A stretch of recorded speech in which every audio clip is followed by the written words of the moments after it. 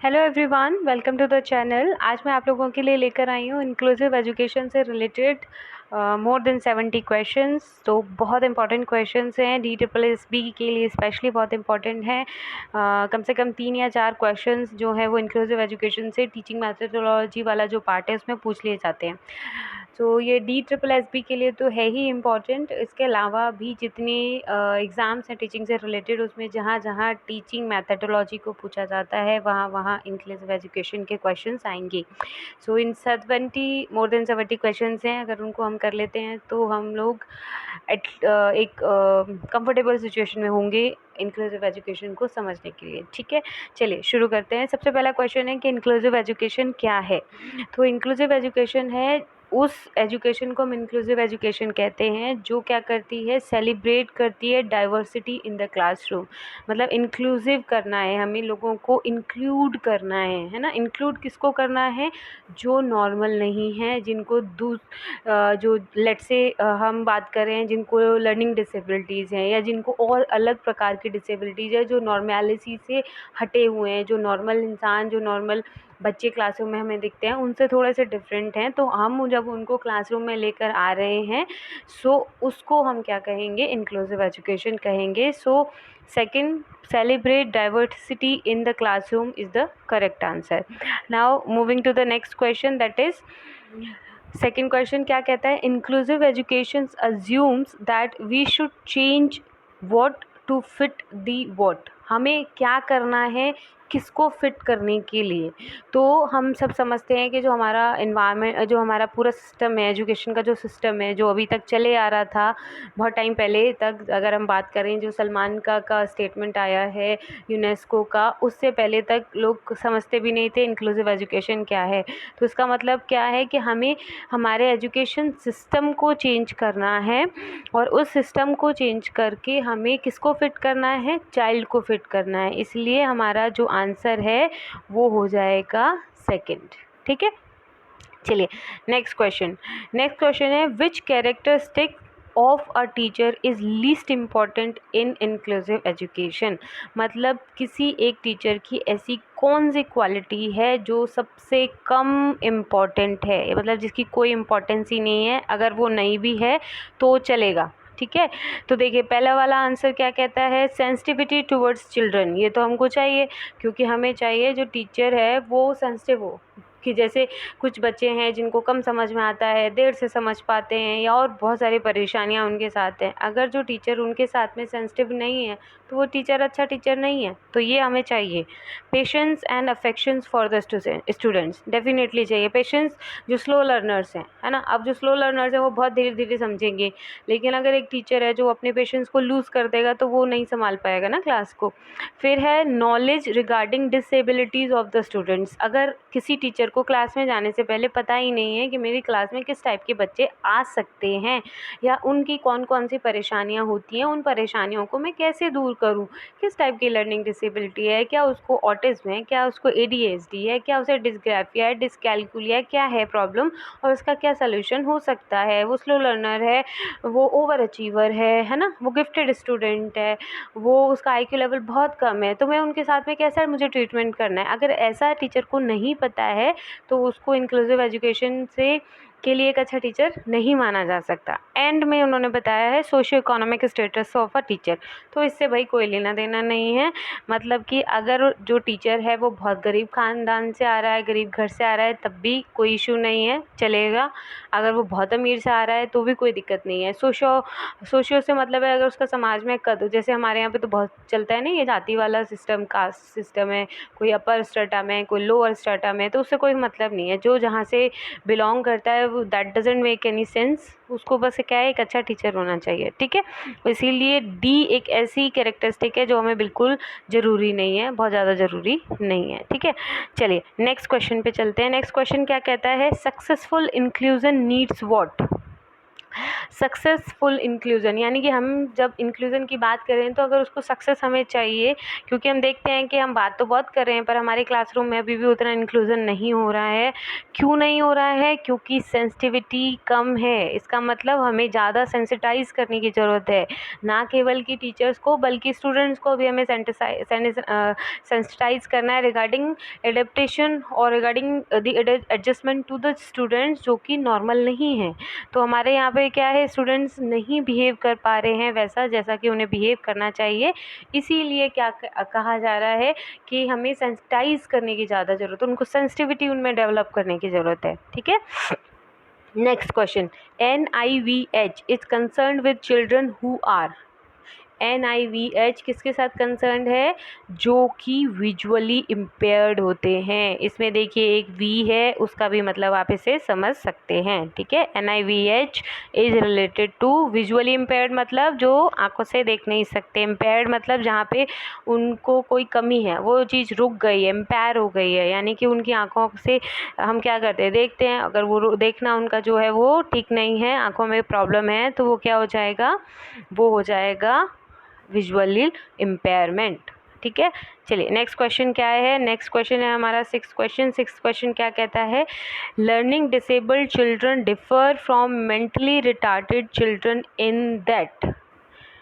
मतलब कि जो लर्निंग डिसेबल्ड हैं, लर्निंग डिसेबल्ड जो लोग लर्न नहीं कर सकते, जो सीख नहीं सकते, differ from mentally retarded children in that, यानी कि जो सीखने में जिनको प्रॉब्लम है और जो मेंटली रिटार्डेड हैं। अब देखो यहाँ पे दो टर्म आई है, लर्निंग डिसेबल्ड जिनको सीखने में परेशानियाँ हैं, जिनको कोई लर्निंग डिफ़िकल्टीज़ हैं, पर यहाँ पे एक और टर्म आई है मेंटल रिटार्डेडनेस। मेंटल रिटार्डेड ये क्या होता है?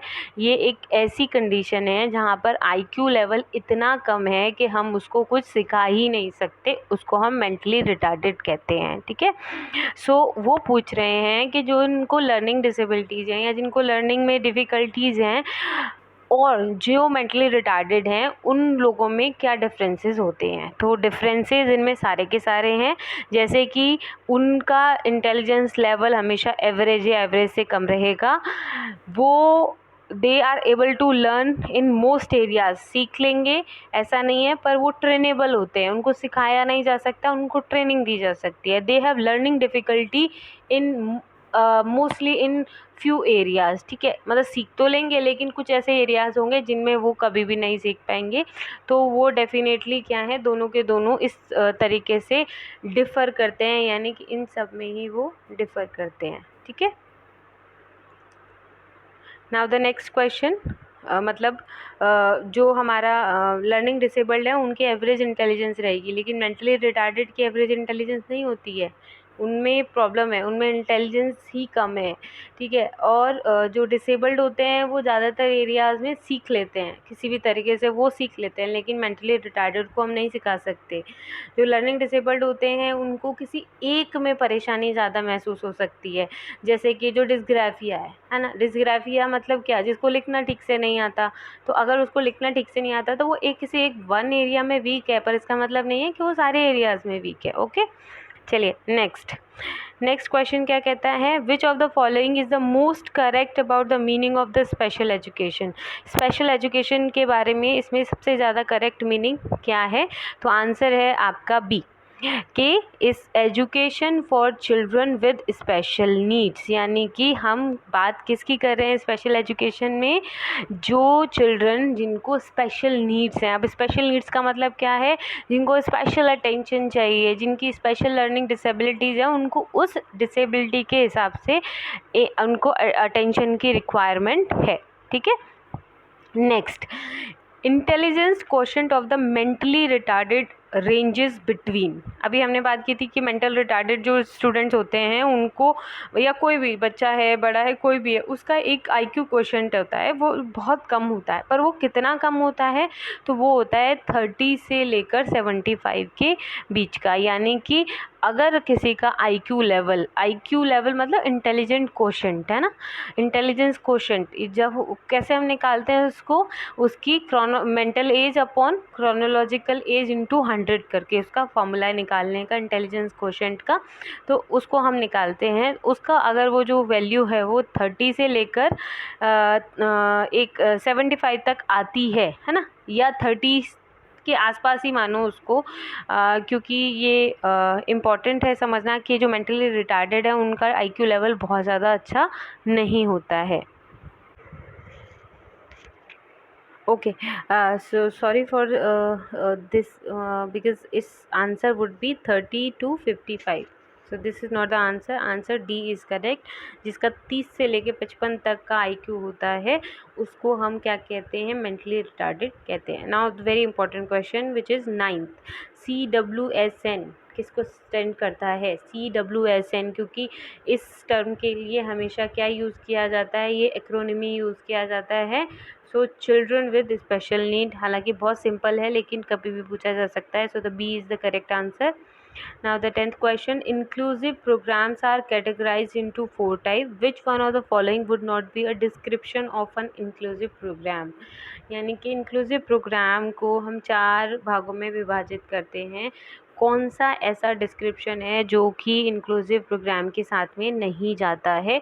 तो उसका आंसर है हमारा सी। अब सी क्यों है? सी क्या कह रहा है? Children with disabilities are with special education staff in a central location. पर हम तो ऐसा नहीं चाहते इंक्लूसिव एजुकेशन में, हम ऐसा चाहते हैं कि जो चिल्ड्रन हैं जिनको डिसेबिलिटीज़ हैं, जिनकी स्पेशल नीड है, वो किसी स्पेशल एजुकेशन स्टाफ से ना पढ़वाया जाए, बल्कि कि जो नॉर्मल फैकल्टी, नॉर्मल क्लासरूम्स हैं, जो नॉर्मल स्कूल्स हैं जहाँ पर बच्चे नॉर्मल सब पढ़ते हैं, उनको उनके साथ में मिलाकर ही पढ़ाया जाए। इसीलिए सी इज़ द करेक्ट आंसर। ठीक है। नाउ 11th क्वेश्चन क्या कह रहा है? Education of all in school for all could be a tagline for which of the following. यानी कि अगर हमें टैगलाइन बनाने के लिए कहा जाए इंक्लूसिव एजुकेशन की, तो डेफिनेटली वो क्या होगी? Education of all in school for all. ठीक है, सबके लिए एजुकेशन है और सब उस एजुकेशन को ले सकते हैं और एक ही स्कूल में ले सकते हैं। ठीक है, चलिए the next question is 12th, और 12th क्वेश्चन क्या कहता है देखते हैं।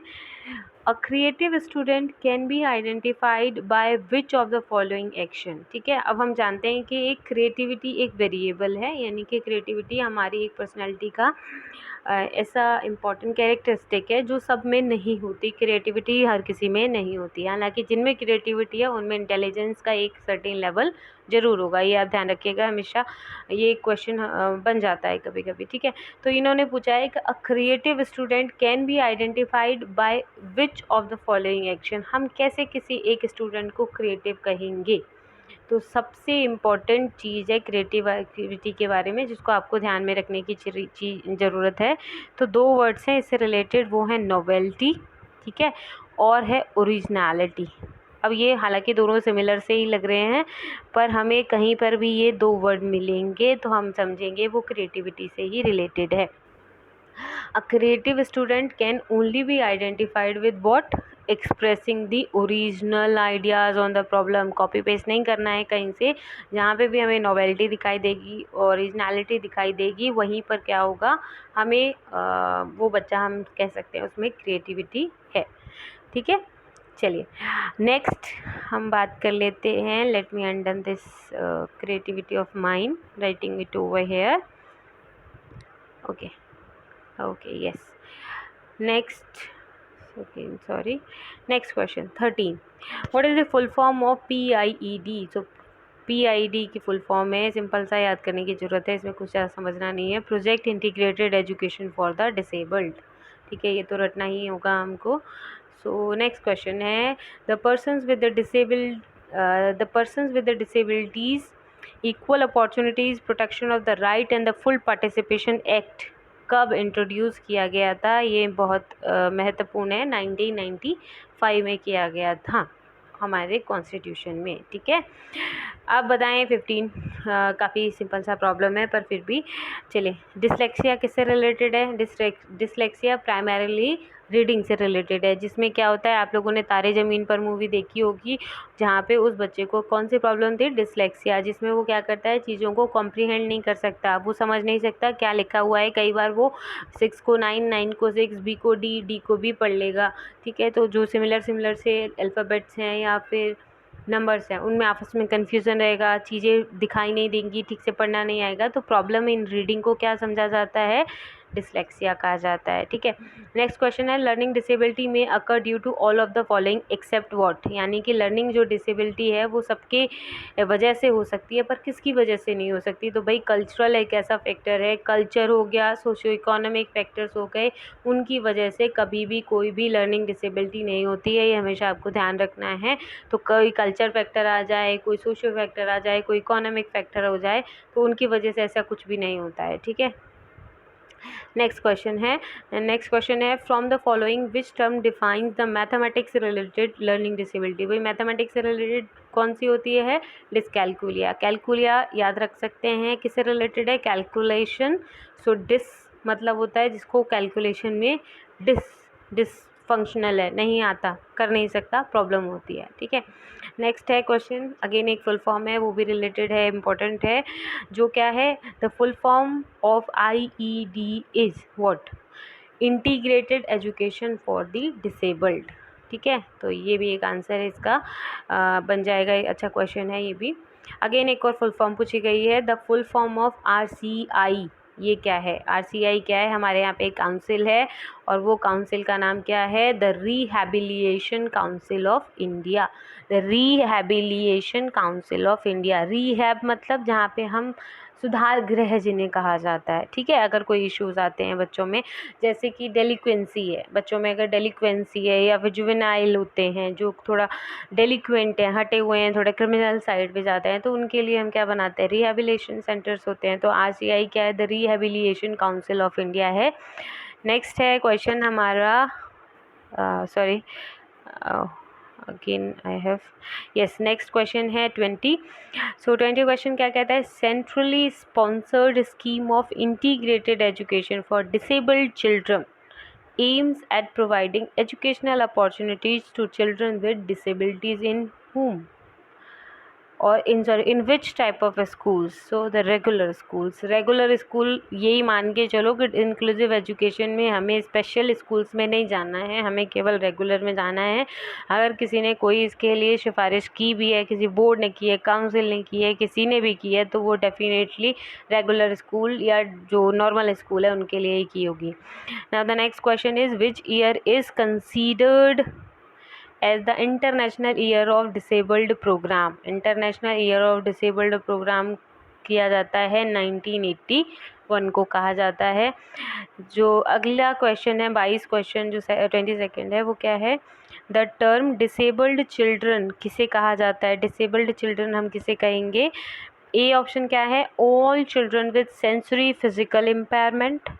बी है all children with emotional difficulties and intellectual impairments. कहने का मतलब है कि जो भी बच्चे जिनको भी किस किस टाइप की परेशानियां हैं, दोनों ही तरीके की, या तो उनमें कोई सेंसरी इश्यूज़ हैं, उनकी कोई फिज़िकल इम्पेयरमेंट है, फिज़िकल यानी कि उनकी जो बॉडीली इम्पेयरमेंट है, जो बॉडी में परेशानियाँ आई है वो, या कोई उन्हें इमोशनल डिफ़िकल्टीज़ है, या फिर इंटेलेक्चुअल यानी कि उनके IQ लेवल से कोई इम्पेयरमेंट है, तो वो दोनों ही प्रकार के बच्चों को हम क्या कहते हैं, डिसेबल्ड चिल्ड्रन कहते हैं। इसके लिए इसका आंसर हो जाएगा C करेक्ट। ठीक है, now the next question is related sorry, the next question is let me read it.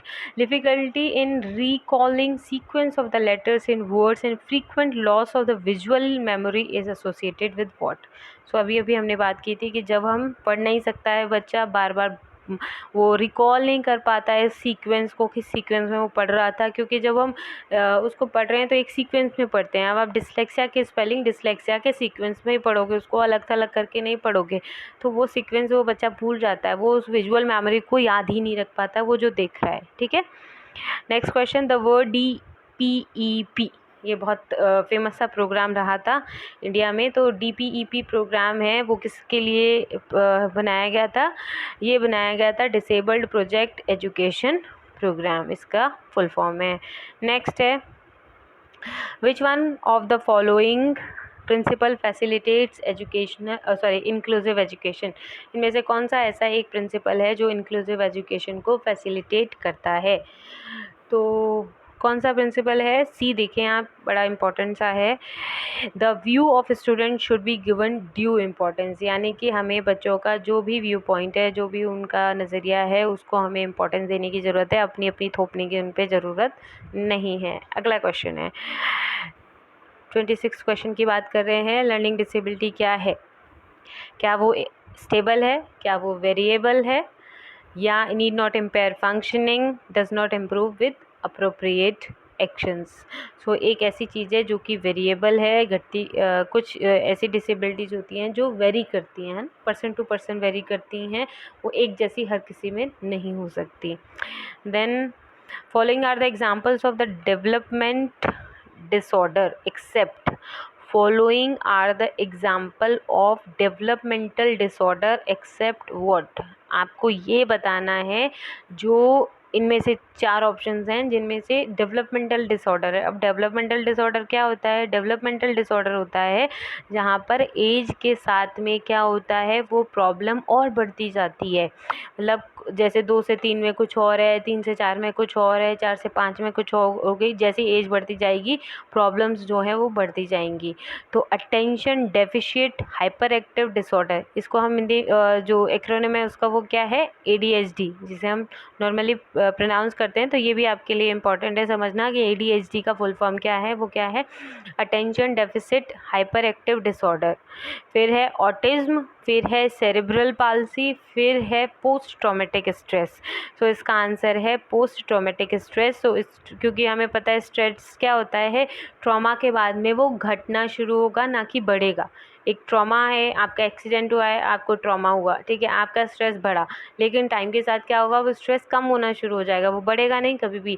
लेकिन ऑटिज्म में, सेरेब्रल पाल्सी में और ADHD डिसऑर्डर में वो हमेशा ही क्या होगा? बढ़ेगा। नेक्स्ट, गिफ्टेड स्टूडेंट्स क्या हैं? गिफ्टेड स्टूडेंट्स कौन होते हैं? पहले तो इस टर्म को समझ लेते हैं, गिफ्टेड स्टूडेंट्स कौन है। नाम से ही समझ में आ रहा होगा, गिफ्टेड स्टूडेंट्स वो हैं जिनका IQ लेवल होता है बहुत ज़्यादा क्रिएटिव होते हैं, ज़्यादातर माना जाता है ऐसा।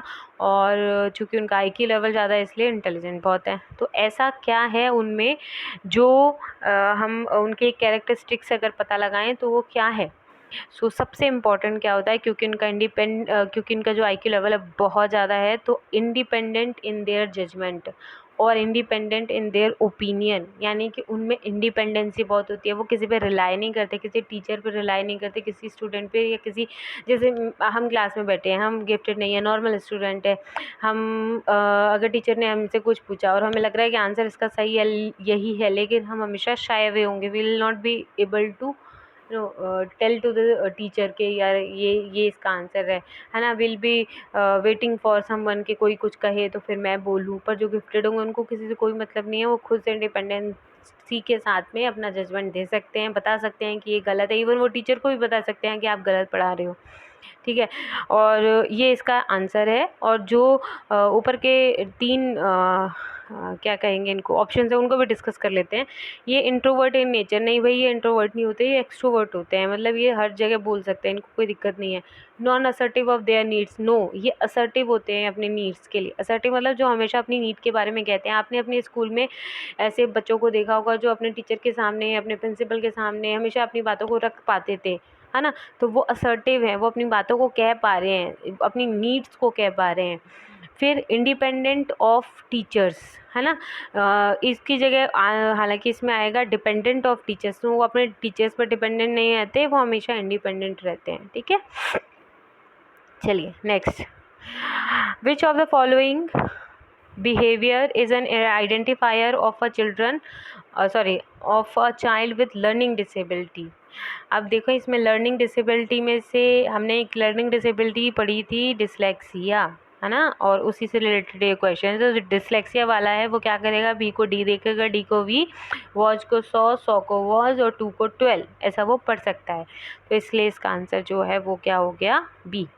नाउ 30th क्वेश्चन है। 30th क्वेश्चन क्या कहता है, how teachers and students dash dash dash gender in the classroom at dash dash the learning environment. तो इसका आंसर क्या है कि how the teachers and students adapt genders in the classroom it perturbs the learning environment, ठीक है। और इसको हम अगर देखें तो एक तरीके से जैसे टीचर जो स्टूडेंट्स हैं, अगर वो उसको एडेप्ट कर लेते हैं उस किसी भी टाइप के एनवायरनमेंट को, या जेंडर सेंसिटिविटी है, जेंडर पैरिटी है, जेंडर के लिए जो हमारी सेंसिटिविटी है उसको हम अगर हम एक्सेप्ट कर लेते हैं तो क्या होता है, वो क्या करेगा, परटर्ब मतलब होता है डिस्टर्ब करना, है ना। जहाँ पर भी जेंडर इश्यूज़ हैं, है ना, क्लास में जैसे स्टूडेंट्स हैं, टीचर्स हैं, वो जेंडर को जेंडर डिस्पैरिटी है उनके दिमाग में, या जेंडर के लिए कुछ बायसनेस है, तो वहाँ पे जो एनवायरनमेंट है, लर्निंग एनवायरनमेंट है, वो हमेशा ही अनसेटल्ड रहेगा। सो इसलिए the answer is C is the correct answer. Alright, so let's move to the next question. Next question is, education of children with special need should be provided with whom और by what matter. ठीक है, तो हमें जो special children है, special need के साथ में जो एजुकेशन लेना चाहते हैं चिल्ड्रन, उनको हमें क्या करना चाहिए, तो उनको हम इंक्लूसिव एजुकेशन में एक ही बात कर रहे हैं कि उनको नॉर्मल चिल्ड्रन के साथ में एजुकेशन प्रोवाइड करवानी ही चाहिए। That's it. ठीक है, चलिए नेक्स्ट क्वेश्चन 32 है, in which year did the Indian government formulate the national policy on education for all government schools and articulate need to integrate students with the disability. So भाई national policy on education यानी कि NPE आई थी 1968 में, इसीलिए answer भी हमारा ये हो गया 1968। Now the next question is, dyslexia is associated with what. Repeatedly हम बात कर रहे हैं, तो डिसलेक्सिया है रीडिंग डिसऑर्डर, इसको ध्यान रखिएगा। Next, United Nations world conference on special education was held in which year. So the answer is 1994। बहुत इंपॉर्टेंट ईयर है ये इंक्लूसिव एजुकेशन के रिगार्ड से, याद रखिएगा। अगला प्रश्न है, a disorder related to the language comprehension is. Language comprehension के साथ में, यानी कि जब कोई बच्चा किसी भाषा को नहीं समझ पाता, भाषा से रिलेटेड उसको परेशानियां रहती है, तो उसको कहा जाता है aphasia. So aphasia is the correct answer. Next 36, to cater to the children from disadvantaged background a teacher should. क्या करना चाहिए टीचर को, देखिए, तो पहला आंसर इसका सही है, try to find out more about them and involve them into the class discussion. क्योंकि ये तो जनरली हम अपने क्लासरूम में भी देखते हैं कि जब टीचर हमें इग्नोर करते हैं, क्लास में इन्वॉल्व नहीं करते, तो हम और भी परेशान हो सकते हैं। तो अगर हम ऑलरेडी डिसएडवांटेज्ड बैकग्राउंड से आते हैं, हम ऐसे ट्राइबल एरिया से आते हैं, हम एक ऐसे जेंडर है जिसको सोसाइटी में नहीं जगह है, या फिर हम ऐसे तबके से आते हैं जहाँ पे सोसाइटी जिसको डिसएडवांटेज्ड कहती है, तो अगर टीचर उनको डिस्कार्ड करेगा, उनको इन्वॉल्व नहीं करेगा, तो डेफिनेटली उनका मोरल और भी डाउन हो जाएगा और वो क्लास में कभी भी पार्टिसिपेटिव नहीं रहेंगे। Then which of the following is the special learning ability. Special learning ability कहा जाता है डिसलेक्सिया को। नेक्स्ट क्वेश्चन, एक सेकेंड, नेक्स्ट क्वेश्चन है हमारा, wait, we are moving to the next question, and which is,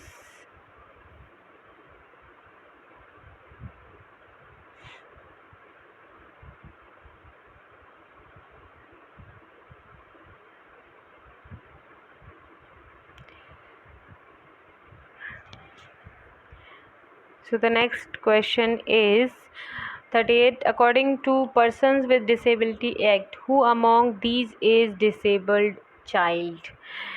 जो पर्सन विद डिसेबिलिटी एक्ट है, जो अभी हमने थोड़ी देर पहले ही पढ़ा था, उसमें उसके अनुसार या उनके अकॉर्डिंग कौन, who among these a disabled child, किसको डिसेबल्ड करेंगे, क्या ऑटिस्टिक को कहेंगे, या जिसको सेरेब्रल पाल्सी है उसको कहेंगे, जिसको लेप्रोसी है उसको कहेंगे, या फिर सबको कहेंगे। तो भाई सबको कहेंगे, जिनको भी ये इस टाइप की परेशानी है उन सबको ही हम डिसेबल्ड कहते हैं।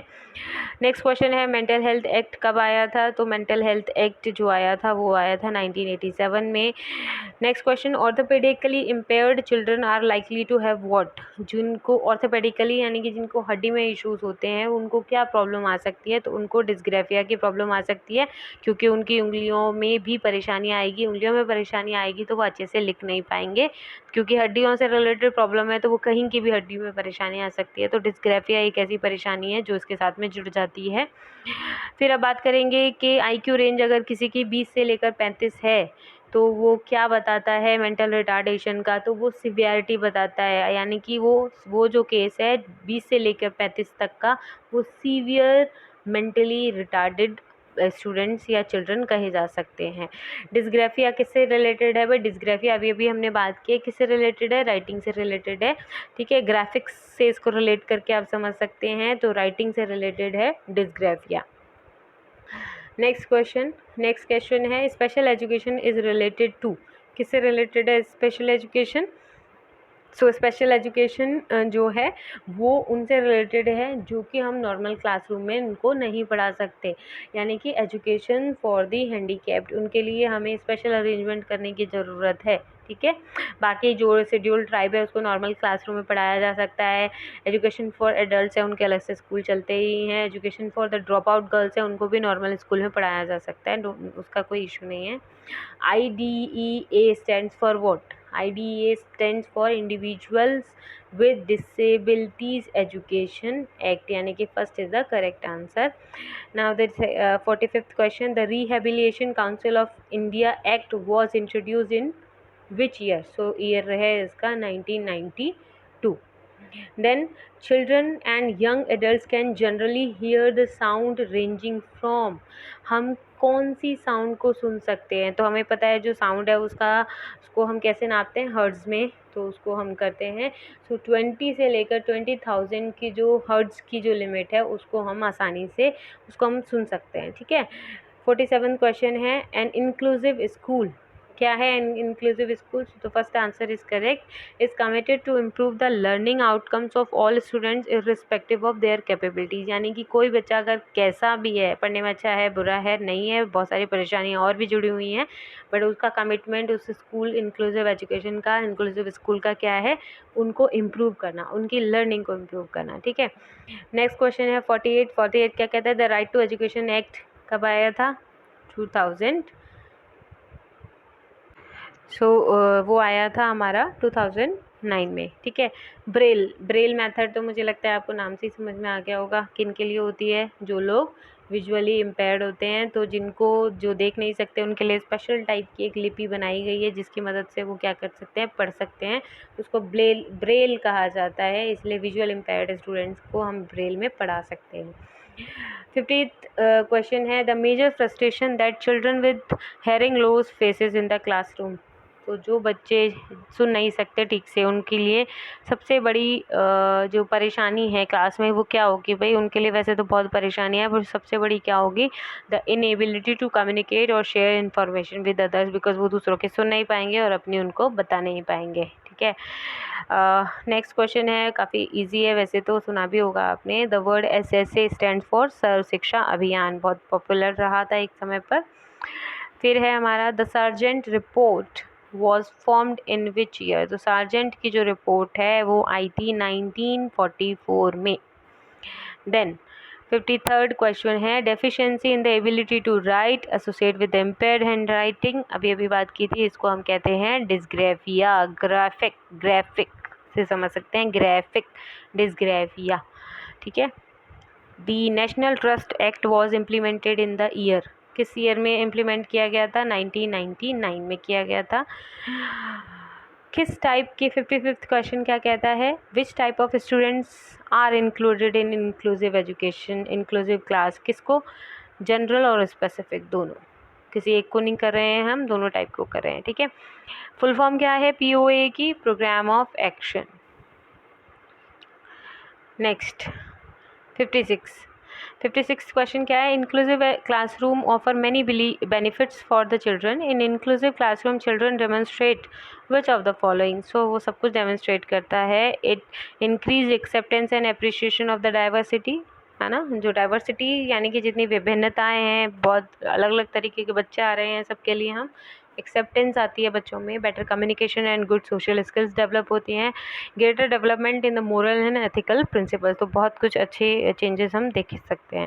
Then which type of learning task should not be given to the educable mentally retarded children? तो मैंने अभी बात किया था कि जो मेंटल रिटार्डेड जो चिल्ड्रन होते हैं वो 3 टाइप के, एक एजुकेबल है, एक ट्रेनेबल है और एक जिनका कुछ नहीं किया जा सकता, ठीक है।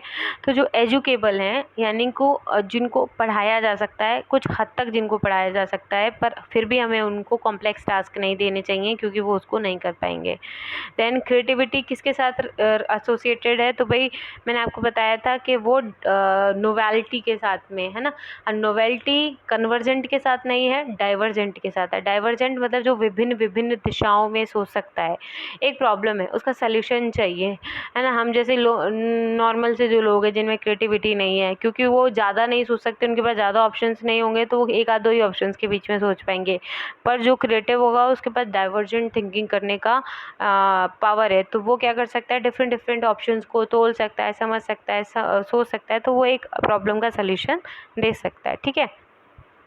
60th क्वेश्चन की तरफ बढ़ रहे हैं। विच one of the following is under the purview of the term disability under person with the disability act 1996?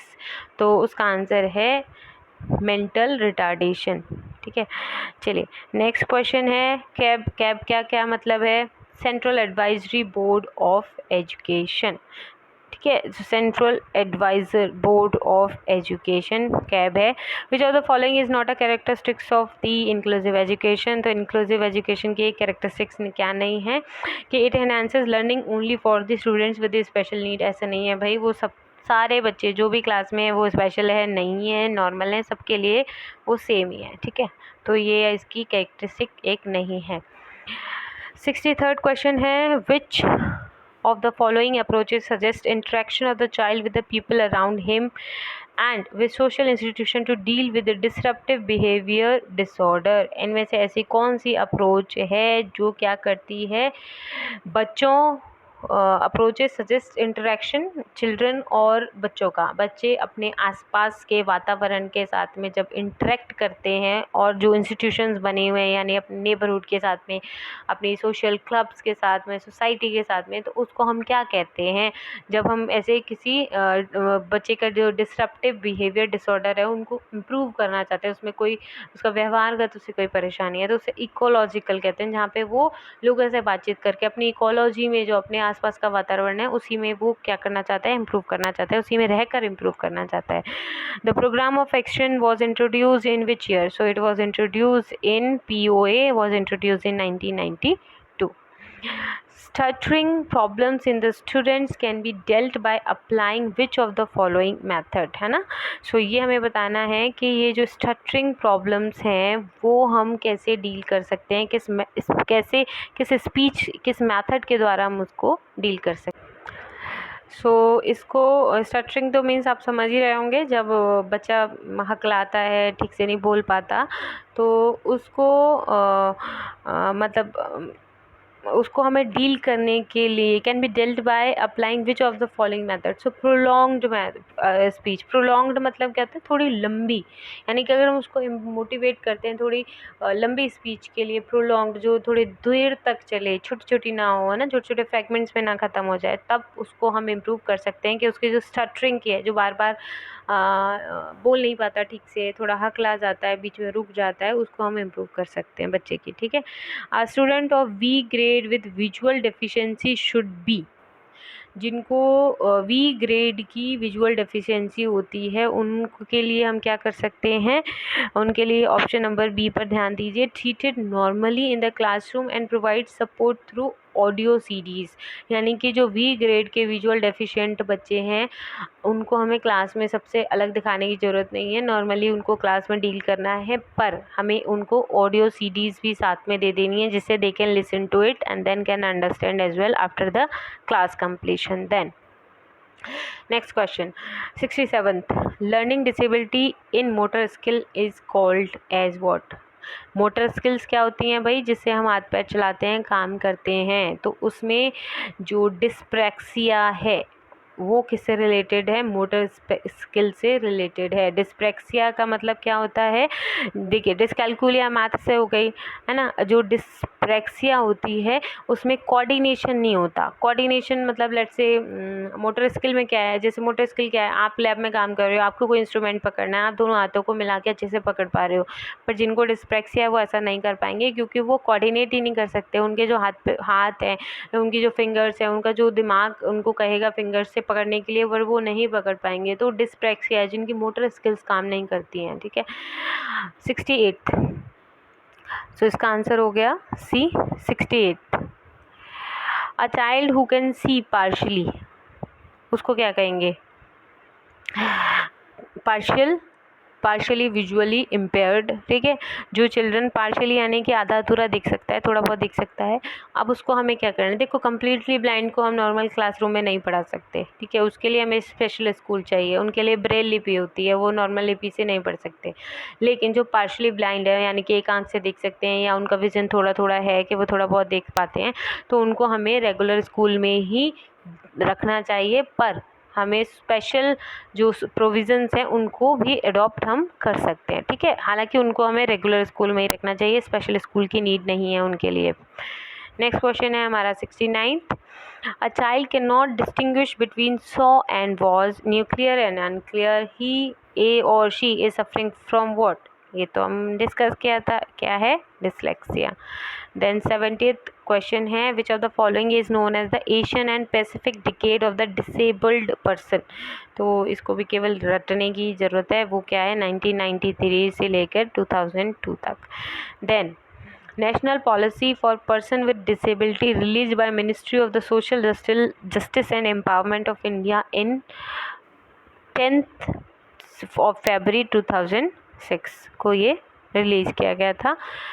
72 students of the disadvantaged group should be taught along with the normal students, it implies what? अब आपको mix पता ही चल गया है, जहाँ पे normal के साथ में स्पेशल को मिला दें वो इंक्लूसिव है। Then a child with normal intelligence shows difficulty in reading and comprehension language, it indicates that the child is showing the symptoms of dyslexia. Sorry about the spelling mistake है। then हमारे पास last question है related to, again motor skill से related है, और हमने अभी देखा था जो मोटर स्किल से रिलेटेड लर्निंग डिसेबिलिटी है उसको हम कहते हैं dyspraxia. So thank you so much for watching the video. If you like this, then please subscribe to my channel for such different other question series related to your teaching exams, and please hit the like button. Thank you so much.